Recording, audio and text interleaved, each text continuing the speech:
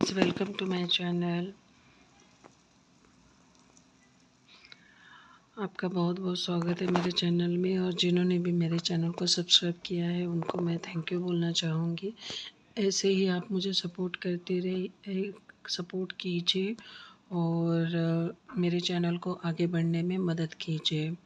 तो चलिए आज हम देखते हैं सिविल प्रोसीजर कोड 1908 में रूल 4 को देखते हैं। ऑर्डर 9 के रूल 4 को देखते हैं क्या कहता है। रूल 4, प्लेंटिफ में ब्रिंग फ्रेश सूट और कोर्ट में रिस्टोर सूट टू फाइल।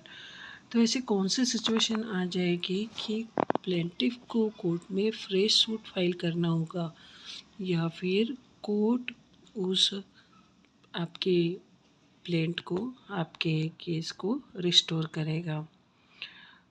तो देखते हैं उन सिचुएशन को। Where a suit is dismiss under rule 2 और रूल 3। इसके पहले वीडियो में हमने देखा था कि किस सिचुएशन में अंडर रूल 3 और रूल 3 ऑफ ऑर्डर 9 के आपका सूट डिसमिस हो जाता है। तो ऐसे सिचुएशन में क्या होगा, द प्लेंटिफ में subject to the law of limitation. देखिए, लॉ ऑफ लिमिटेशन को, लॉ ऑफ लिमिटेशन को कंसिडर में रखते हुए प्लेंटिफ ने क्या करना है, may bring a fresh suit और ही may apply for an order to set the dismissal aside, and if he satisfied the court that there was sufficient cause for such failure as is referred to in rule 2। देखिए, rule 2 में जो situation बताई गई है कि plaintiff की गलती के वजह से, उसके डिफ़ॉल्ट की वजह से उसने जब कोर्ट फी डिपॉजिट नहीं की, पोस्टल चार्जेस नहीं किए, जो समन्स को इशू करना था कोर्ट के थ्रू, तो उन सिचुएशन में को जो सूट था वो डिसमिस हो गया था। तो जब कोर्ट में एप्लीकेशन करेगा प्लेंटिफ और कोर्ट को सेटिस्फाइड करेगा कि ऐसी कौन सी रीज़न थी, कि कौन सा सफिशिएंट कॉज था कि जिसके वजह से वो अपनी जो उसकी जो ड्यूटी थी वो करना, प्लेंटिफ का, वो नहीं कर पाया, वो फेलर की सफिशिएंट कॉज बताता है कोर्ट को, और कोर्ट जब सेटिस्फाइड हो जाता है कि there was sufficient cause for such failure as is referred to in rule 2 और for his non appearance, या फिर उस अपेयर नहीं हुआ कोर्ट में रूल अंडर रूल 3 के अकॉर्डिंग, ऑर्डर 9 रूल 3 के अकॉर्डिंग पार्टीज़ को जब अपेयर होना था वो दोनों पार्टीज़ अपेयर नहीं है, और ख़ासकर प्लेंटिफ अपेयर नहीं हुआ, ठीक है, तो कोर्ट ने डिसमिस कर दिया सूट।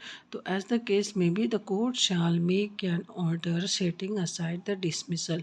तो कोर्ट को ये मैंडेटरी है कि वो ऐसी एप्लीकेशन आने के बाद में कि सूट को सेट असाइड कीजिए, तो वो ऑर्डर करती है court, make an order setting aside the dismissal order. तो कोर्ट डिसमिसल ऑर्डर को सेट असाइड कर देती है, खारिज कर देती, मतलब हटा देती है और अलाउ करती है, ठीक है। और shall appoint a day for proceeding with the suit, और प्रोसीडिंग के लिए, अगली प्रोसीडिंग के लिए एक डेट फिक्स करती है कोर्ट।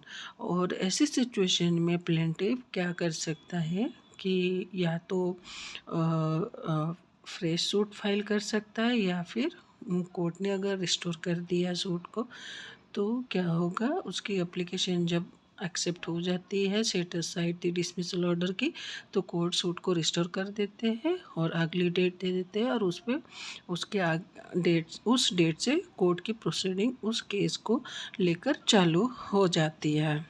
तो यही कहता है रूल ऑर्डर 9 का रूल 4 कि किन सिचुएशन में प्लेंटिफ फ्रेश सूट फाइल कर सकता है या फिर कोर्ट सूट को रिस्टोर कर सकता है।